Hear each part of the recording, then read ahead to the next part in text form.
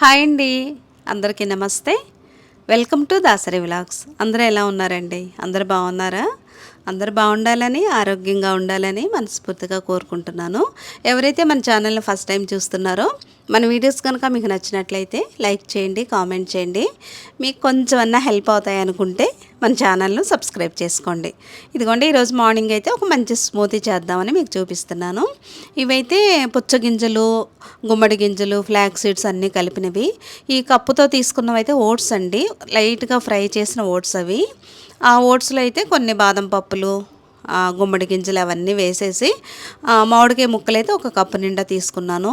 Smoothie కనుక ఇలా చేసామంటే చాలా టేస్ట్ బాగుంటుంది.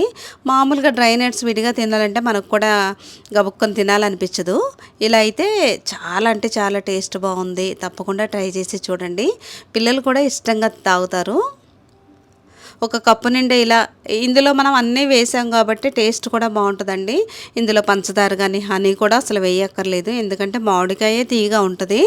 ఇంకా బాదం పప్పు కూడా నానబెట్టాం కాబట్టి అందులోంచి ఇలా పాలు వస్తాయి అన్నమాట. చాలా అంటే చాలా నచ్చుతుంది మీకు కూడా. తప్పకుండా ట్రై చేసి చూడండి. ఈరోజు బ్రేక్ఫాస్ట్లో అయితే ఇదిగోండి, ఒక క్యాప్సికము, ఒక ఉల్లిపాయ, క్యారెట్ని ఎప్పుడైనా సరే ఇలా నిలువుగా ఇలా ఒక్కసారి మనం ఇలా గీరామంటే చూసారా ఎంత సన్నగా పొడుగ్గా వస్తున్నాయో. మనం ఏంటంటే ఇలా పట్టుకొని హడావుడిగా గబగబా తీస్తామో అవి చిన్న ముక్కలు వస్తాయి. మామూలుగా కూరల్లోకి అయితే అది బాగుంటుంది. ఏదన్నా ఇలా మనం చపాతీ రోల్లో కానీ ఇలా చేసుకున్నప్పుడైతే ఇలా పొడుగ్గా గీరుకుంటే మనకైతే సన్నగా వస్తాయి. చూడడానికే బాగుంటుంది, తినడానికి కూడా చాలా నచ్చుతుంది. పిల్లలు కూడా తొందరగా ఈజీగా తినేయగలుగుతారు. పెద్ద పెద్ద ముక్కలుగా ఉంటే తినాలని అనిపించదు. దీంట్లో కొద్దిగా ఆయిల్ వేస్తే సరిపోతుందండి, ఆయిల్ కూడా ఎక్కువ పట్టదు.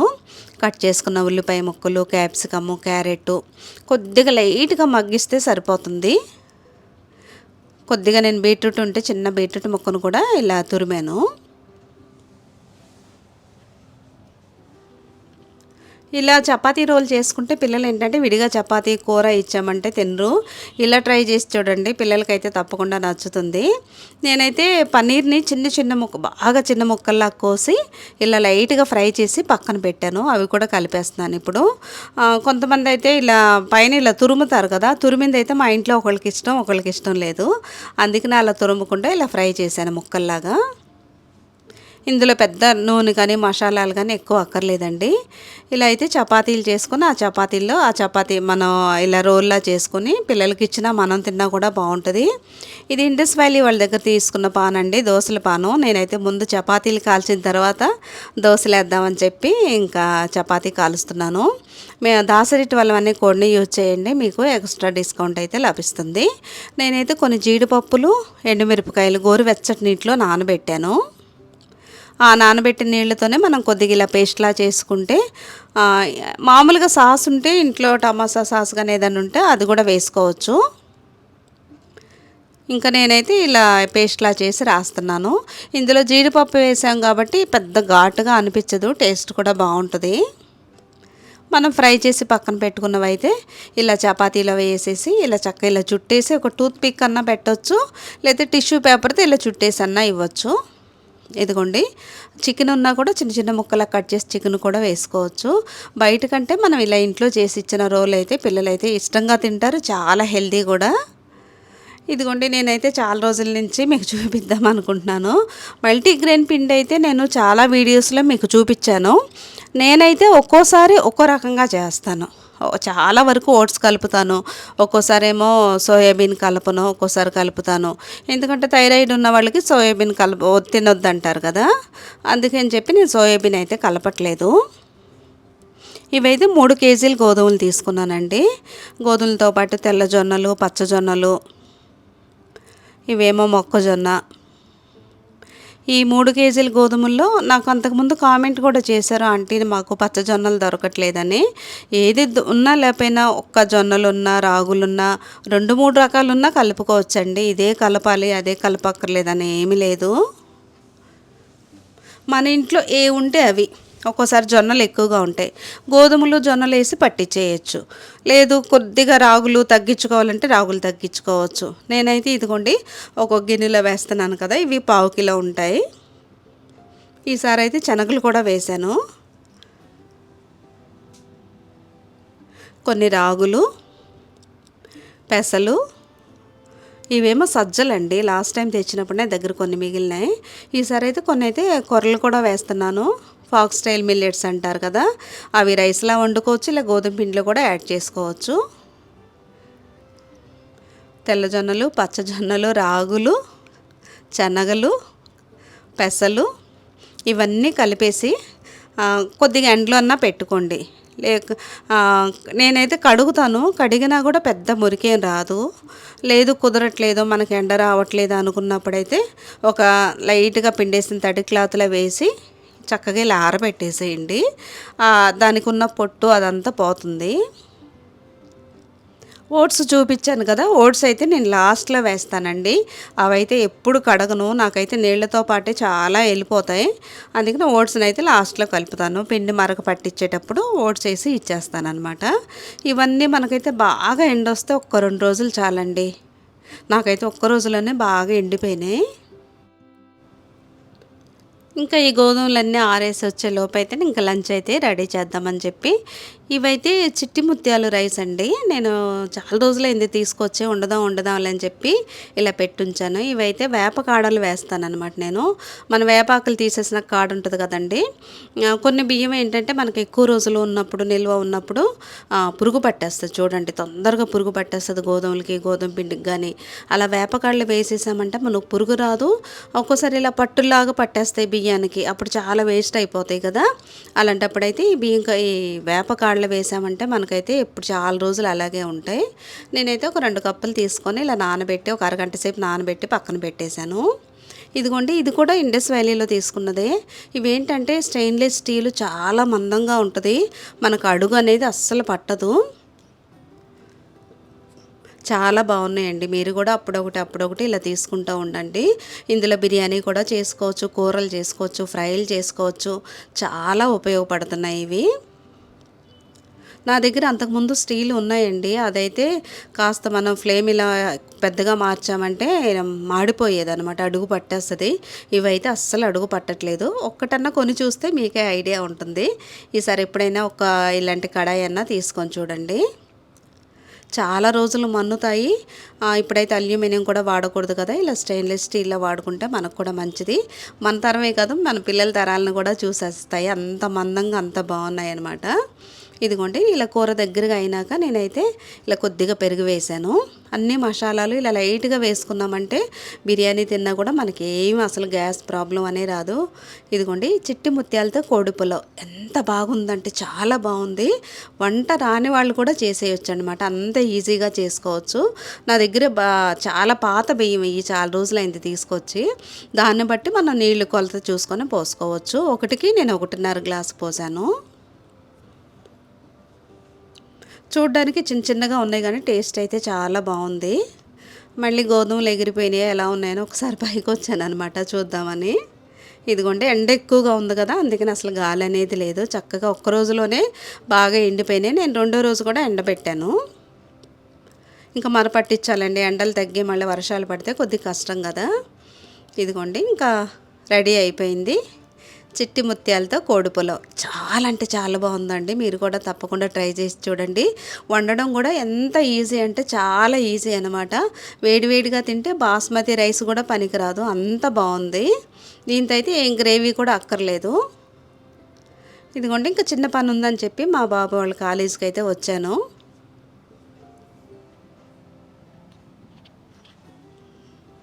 ఇక్కడైతే అసలు గ్రీనరీ చాలా నచ్చుతుంది. పనసకాయ చెట్టుకు చూసారా, పనసకాయలు ఇలా కిందకే ఉంటాయి, గుత్తులు చాలా ఉంటాయి చెట్టు నిండా. ఇంకా ఈ పనసకాయ చూసిన దగ్గర నుంచి నాకైతే పచ్చి పనసకాయతో బిర్యానీ భలే బాగుంటుందండి. ఈసారి చూడాలి, ఈసారి చేస్తాను, చాలా బాగుంటుంది అది కూడా. ఎప్పుడు కాలేజీకి వచ్చినా నాకైతే ఈ గ్రీనరీ అంతా చాలా నచ్చుతుంది, అంతా చాలా ప్రశాంతంగా అనిపిస్తుంది.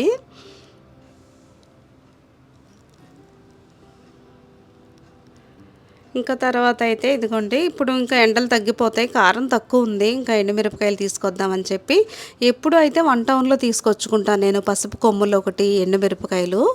అక్కడైతే హోల్సేల్ మార్కెట్ ఉంటుంది, బాగా ఇస్తారు. ఇదైతే పీసెంట్ రోడ్లో కూడా హోల్సేల్ షాప్ ఉందండి. ఒక్కోసారి ఇంకా అంత దూరంలో ఎండల్లో వెళ్ళలేంలే అని చెప్పి నేనైతే ఇక్కడే తీసుకున్నాను. ఎండుమిరపకాయలు 1 కేజీ వచ్చి 300కి ఇచ్చారు. ఇంకా అవైతే ఇంకా తొడలన్నీ తీసి ఎండబెట్టాలి. ఇంకా ఇదిగోండి మార్నింగ్ బ్రేక్ఫాస్ట్ కింద అయినా డిన్నర్ అయినా ఎప్పుడైనా తినాలనిపించినా కూడా నేనైతే ఇలా ఈరోజైతే కాబూలీ శనగలు అవి రాజ్మా 2 కలిపి నానబెట్టాను. ఇవైతే లో ఫ్లేమ్లో పెట్టి ఒక 4 విజిల్స్ పెట్టామంటే మెత్తగా ఉడికిపోతాయండి. ఒక్కోసారి ఈవినింగ్ పూట తినాలన్నా మార్నింగ్ బ్రేక్ఫాస్ట్ ఎక్కువగా నేను ఇలాగే చేస్తూ ఉంటాను. ఇవైతే క్యారెట్, ఒక కీర ఇవన్నీ తురిమేసి వేసుకుంటే బాగుంటుంది. ఇలా విడిగా మనం టమాటా ముక్కలు, కొత్తిమీర ఎప్పుడు అలాగే తింటాం కదా, ఇలాగ కూడా ట్రై చేయండి, మీకు కూడా నచ్చుతుంది.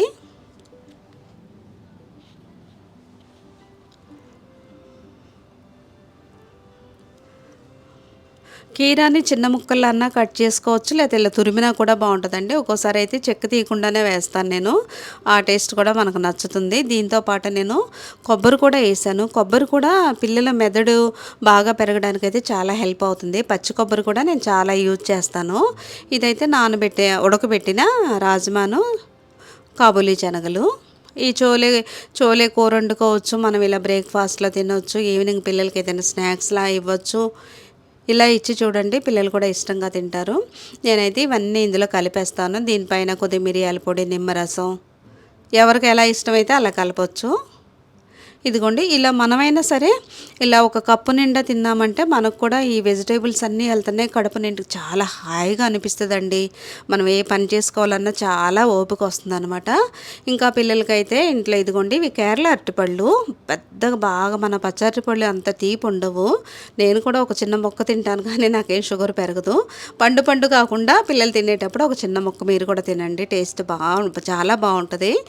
ఇంత పండింది కాకుండా కొద్దిగా పచ్చిగా ఉన్నప్పుడు తింటే మనకు షుగర్ అయితే పెరగదు. ఎప్పుడూ ఒకేలా కాకుండా ఇలా కూడా ట్రై చేసి చూడండి, పిల్లలైతే ఇష్టం, వాళ్ళకి ఏంటంటే వెరైటీగా ఇచ్చినప్పుడు చాలా ఇష్టంగా తింటారు. ఈరోజైతే చాలా హెల్తీగా, చాలా టేస్టీగా మంచి పానీపూరీని అయితే మీకు చూపిస్తున్నాను. ఇదైతే హోమ్ మేడ్ పానీపూరి. మనకైతే కొంతమందికి బయట అందరికి ఇష్టమే పానీపూరి తినడం. ఆ బకెట్లో అవి చూస్తే నాకు కూడా ఎందుకోనండి తినాలని అనిపించదు. నేనైతే ఒక్కోసారి ఇలా ఇంట్లోనే చేస్తాను. ఇదిగోండి ఇలా కొత్తిమీర, పచ్చిమిరపకాయలు, మన కారాన్ని చూసుకొని, ఇంకా మిరియాలు కూడా అందులోనే వేసి నేనైతే గ్రైండ్ చేస్తాను. నా దగ్గర మిరియాల పొడి ఉంది, ఇంకా అందుకనే వేయట్లేదు. ఇది చేసుకోవడం కూడా చాలా ఈజీ అండి. పానీపూరిని ఇలాగే చెయ్యాలి, అలాగే చెయ్యాలని లేదు, నేనైతే వెరైటీగానే చేస్తాను, మీకు కూడా నచ్చుతుంది చూడండి. ఇదైతే పేస్ట్లా చేస్తాను నేను. మా ఇంట్లో ఒకళ్ళకైతే అలా పేస్ట్లా చేయడం ఇష్టం ఉండదు. పిల్లలండి ఒక్కొక్కరు ఒక్కో టేస్ట్, ఒక్కో ఇష్టాలు. ఇంకా అందుకనే సరే మీకు ఎలా ఇష్టమైతే అలాగే చేయండాను. మనం ఏంటంటే కొత్తిమీరని పేస్ట్లా చేసామంటే నీళ్లు కూడా ఇలా గ్రీన్ కలర్లో ఉంటాయి, బాగుంటుంది టేస్టు. ఇదైతే కాబూలీ శనగలు, రాజ్మా గింజలు కొద్దిగా ఉన్నాయి, గుప్పుడు ఉన్నాయి. ఇంకా అది కూర సరిపోదని నేనైతే ఒక పెద్ద బంగాళాదుంపని తీసుకొని చెక్కు తీసి ముక్కలా కట్ చేసి అందులోనే వేసేసాను. కొద్దిగా నీళ్ళు ఎక్కువ పోసి ఉడకబెట్టామనుకోండి మెత్తగా ఉడికిపోద్ది.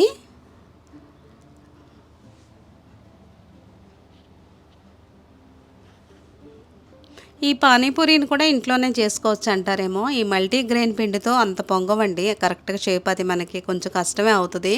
అందుకే నేనైతే ఇలా ప్యాకెట్లు ఇప్పుడు వస్తున్నాయి కదా, ఆ ప్యాకెట్ ఎప్పుడన్నా తీసుకొచ్చి ఇంట్లో పెడతాను. ఇది ఎప్పుడన్నా తినాలి అనిపించినప్పుడు మనం ఎక్కువ డీప్ ఫ్రై కాకుండా, ఎక్కువ ఆయిల్ లేకుండా ఇలా ఎయిర్ ఫ్రైలో కూడా పెట్టుకోవచ్చు. కొద్దిగా ఆయిల్ రాసేసి ఇలా పెట్టామంటే కొద్దిగా టైం సెట్ చేసుకుంటే మనకు సరిపోతుంది. చూసి నాకు కొత్తలో చేసేటప్పుడు ఒకటి మాడిపోయేది, ఒకటేమో పొంగేది కాదు. 1-2 సార్లు చేస్తుంటే మనకు కూడా అలవాటు అయిపోతుంది. ఇదైతే ఎక్కువ ఆయిల్ కూడా అక్కర్లేదండి. ఆయిల్లో ఫ్రై చేసిన దానికి ఇలా ఎయిర్ ఫ్రైలో పెట్టిన దానికి కూడా డిఫరెన్స్ అసలు ఏమి ఉండదు. ఇంకా ఎయిర్ ఫ్రైలో పెట్టింది అయితేనే మనకు టేస్ట్ ఏంటి, ఎక్కువ ఆయిల్ ఉండదు కాబట్టి మనకి ఇలా దాహంలా అనిపించదు, ఎన్నన్నా తినొచ్చు.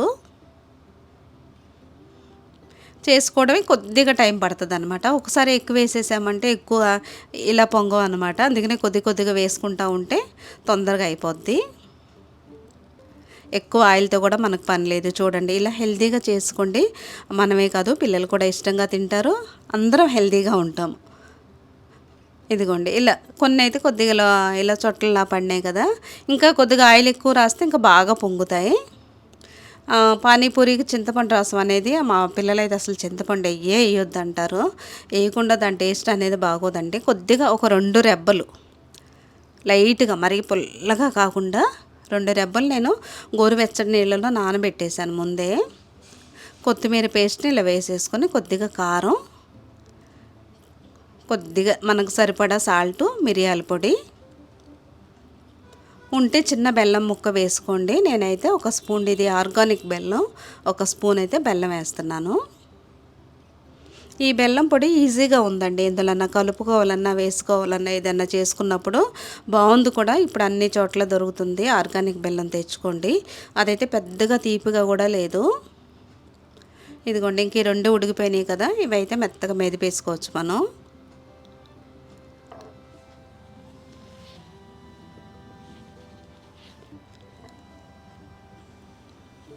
పానీపూరిని ఇలాగే చేయాలి, బఠానీలతోనే చేయాలని కాదండి, మన దగ్గర ఏముంటే వేసుకోవచ్చు. పిల్లలకైతే ఇందులో మంచి ప్రోటీన్ కూడా అందుతుంది.